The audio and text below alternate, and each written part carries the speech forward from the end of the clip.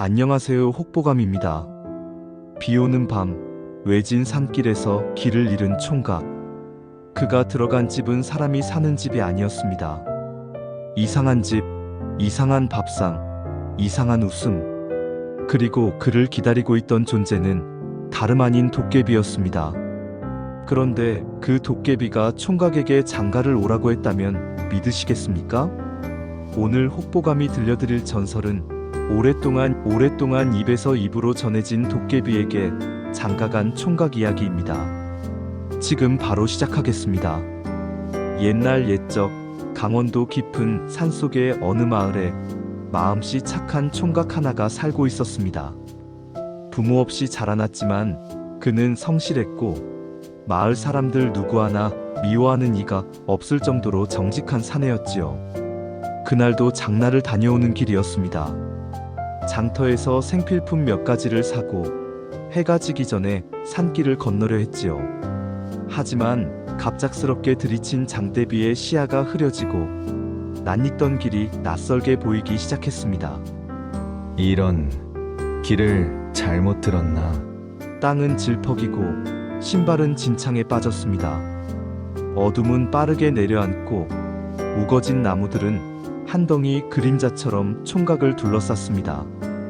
비를 피할 곳이라도 찾던 중 그는 산중턱 어귀에 작은 초가집 하나를 발견했습니다. 이상했습니다. 이런 깊은 산에 사람이 살 리 없을 텐데. 그럼에도 불빛은 은은하게 새어나왔고 지붕에선 연기가 피어오르고 있었습니다. 총각은 주저하다 문을 두드렸습니다. 계십니까? 잠시 뒤 좀 피할 수 있을까요? 문이 삐걱 열렸고 그 안에서 나온 이는 수상한 중년 여인이었습니다. 붉은 도포를 입고 있었고 이마엔 작게 뿔 같은 것이 솟아 있었습니다. 하지만 눈빛은 온화했고 말투는 느긋했습니다. 허허, 비 맞았구먼. 어서 들어오시게. 총각은 몸을 숙여 집 안으로 들어갔습니다. 안은 외관보다 훨씬 따뜻하고 환했습니다. 허허, 오랜만에 사람이 오셨구먼. 오늘 같은 날에 잘 오셨어. 그 말투엔 무언가 기다렸다는 뉘앙스가 섞여 있었지요. 총각은 젖은 옷을 말리며 조심스럽게 물었습니다. 이 산에 댁 혼자 사십니까? 그는 고개를 끄덕이며 웃었습니다. 허허, 나 혼자지. 근데 자네, 오늘 오신 건 인연일세. 내가 자네한테 하나 제안하지. 총각은 이해했습니다. 무슨 제안이십니까? 그 여인은 말했습니다. 장가를 들어보지 않겠나. 사람이 아니어도 괜찮다면 자네를 기다리는 이가 있지. 아주 오래 전부터. 총각은 농담이라 생각하며 웃었습니다. 도깨비라도 되는 겁니까? 그러자 그 여인의 눈이 잠시 빛났습니다. 그럴지도 모르지. 그는 조심스럽게 총각 앞에 술 한 잔과 따뜻한 밥을 내주었습니다. 먹게 그리고 밤엔 자게. 다만 꿈을 꾸더라도 절대로 눈을 떠선 안 되네. 절대로. 총각은 어안이 벙벙한 채 밥을 먹고 잠에 들었습니다. 그날 밤 총각은 이상한 꿈을 꿨습니다. 안개 낀 들판 한가운데 붉은 비단 옷을 입은 여인이 그를 향해 걸어왔습니다. 그녀는 얼굴이 보이지 않았지만 분명히 웃고 있었습니다. 그리고 조용히 손을 내밀며 말했습니다. 드디어 다시 만났군요. 그 순간 총각은 깨어났습니다. 주변은 익숙한 자신의 방이었습니다. 꿈이었나? 그런데 자신의 품 안엔 정말로 붉은 비단 끈 하나가 들어 있었습니다. 총각은 어리둥절했습니다.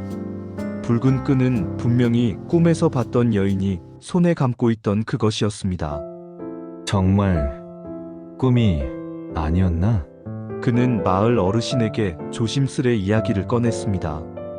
그러자 어르신의 표정이 바뀌었습니다. 자네, 혹시 구름자라는 산 아나? 그 위에 옛날 도깨비가 살았단 전설이 있지. 사람이 가면 꿈을 꾸고 돌아오는데 무언가를 얻거나 잃는다 하더군. 총각은 가슴이 쿵 내려앉았습니다. 며칠을 고민하다 그는 다시 구름제로 올라갔습니다. 비가 그친 산길은 고요했고 그날 들어갔던 초가집은 보이지 않았습니다. 그 자리에 돌무더기 하나만이 덩그러니 놓여 있었습니다. 그 위에는 익숙한 붉은 비단 조각이 나부끼고 있었지요. 총각은 그 앞에 무릎을 꿇었습니다. 그날 꿈속의 여인이시라면 다시 제 꿈에 나타나 주세요. 당신의 정체를 알려주십시오. 그날 밤 총각은 다시 꿈을 꿨습니다. 이번엔 안개 속이 아니라 연못과 같은 곳이었습니다. 그리고 그곳에 그 여인이 앉아 있었습니다. 그녀는 고개를 들며 말했습니다. 정말 다시 왔군요. 총각은 물었습니다. 당신은 누구십니까? 왜 저를 아십니까? 그녀는 조용히 웃었습니다. 어릴 적 기억나십니까? 우물가에 떠밀려 울고 있던 꼬마 하나가 있었죠. 당신은 물 한 바가지 떠주고는 이렇게 말했어요. 다음엔 웃어요. 울지 말고요. 총각의 눈이 커졌습니다. 그게 당신입니까? 그날 이후 저는 이승의 인연에서 멀어졌습니다. 사람의 세계에서 떠났지요. 하지만 당신의 그 말 한마디가 제 마음을 붙잡아 주었어요. 총각은 말을 잇지 못했습니다. 그럼 당신은 사람이 아닌 도깨비지요. 기억을 지닌 도깨비. 그녀는 총각의 손등에 살며시 손을 얹으며 말했습니다. 하지만 여전히 기다리고 있었어요. 그 한마디가 제겐 생이었으니까요. 꿈에서 깨어난 총각은 손에 여전히 그 따스함이 남아있는 듯 느꼈습니다. 그는 이제 알게 되었습니다. 이건 단순한 전설이 아닌 그가 남긴 인연의 부름이라는 것을요. 이튿날 총각은 다시 산을 올랐습니다. 이번엔 누구도 말리지 않았고 그는 단단한 표정이었습니다. 구름제 정상에는 여전히 그 돌무더기와 비단 조각이 있었습니다. 총각은 다시 꿈속에서 여인을 만났습니다. 나는 당신이 사람이었을 때도 지금도 봤습니다. 그 마음은 한결같았고 당신이 남긴 한마디 말은 재생이 되었습니다. 그녀는 말했습니다. 하지만 이곳은 사람이 머물 곳이 아닙니다. 내가 사는 이곳은 기억을 먹고 사는 공간. 시간은 흐르지 않고 계절도 멈춰 있지요. 총각은 조용히 고개를 끄덕였습니다. 되돌아올 수 없다는 건 사람이 아닌 존재가 된다는 뜻입니까? 여인은 말없이 눈을 감았습니다. 그렇습니다. 잠시 정적이 흘렀습니다. 그러다 총각이 말했습니다. 그럼 받아들이겠습니다. 나는 내 발로 여기에 왔으니까요. 그 말에 여인의 눈가가 붉어졌습니다. 그 순간 총각의 손목에 붉은 비단 끈이 감겼고 그 둘을 잇는 빛의 고리가 번져나갔습니다. 그 순간부터 총각은 이승에서 사라졌습니다. 그의 집은 비워졌고 마을 사람들은 그를 다시 보지 못했습니다.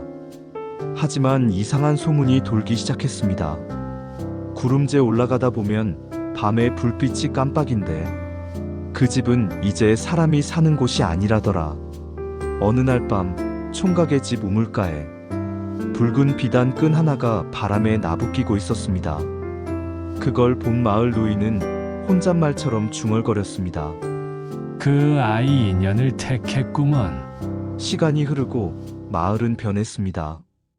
총각이 사라진 지도 어느덧 수년. 그는 사람들의 기억 속에서도 점차 잊혀져 갔습니다. 하지만 이상한 건 비 오는 밤마다 구름제 너머에서 깜빡이는 불빛을 봤다는 사람이 생겨났다는 것입니다. 어제도 봤다니까? 산등성이 너머로 붉은 불빛이 살짝 깜빡였다고? 마을 아이들이 그렇게 말할 때마다 어르신들은 괜스레 입을 다물었습니다. 그 불빛은 단순한 빛이 아니었습니다. 그것은 인연을 지키기 위한 등불이었으니까요. 어느 날 밤, 구름재 위 도깨비 집안, 총각은 창가에 앉아 하늘을 바라보고 있었습니다. 그 옆엔 여인이 조용히 등을 기댄 채 서 있었습니다. 오늘은 사람이 올 것 같지 않소. 그래도 기다려봐요. 우린 이 불빛을 꺼뜨릴 수 없으니까요. 두 사람은 그렇게 말없이 이승과 저승 사이 인연의 경계에 등불을 켜고 있었습니다. 하지만 그날 밤 이전과는 다른 기운이 산에 들이닥쳤습니다. 검은 연기처럼 피어오르는 기운, 불길하고 차가운 바람, 그리고 마치 무언가가 억지로 잊혀진 기억을 들춰내려는 듯한 강한 기척. 총각은 등불 앞에 섰습니다. 저건 인연이 아니군요. 집착입니다. 여인이 고개를 끄덕였습니다. 등불을 꺼야 할 때가 온 것이지요. 총각은 마지막으로 붉은 비단끈을 등불 심지에 얹으며 말했습니다. 우리 인연은 꺼지더라도 불씨는 누군가의 가슴에 남겠지요. 그 순간 등불이 천천히 꺼졌고 도깨비 집은 하얀 안개 속에 천천히 스며들 듯 사라졌습니다. 그 이후 그 산엔 더 이상 불빛이 나타나지 않았습니다. 하지만 마을 사람들은 비 오는 날이면 구름재 입구에 작은 등을 걸기 시작했습니다. 누가 시킨 것도 아닌데 말이지요. 그리고 등불을 걸며 이렇게 기도하곤 했습니다.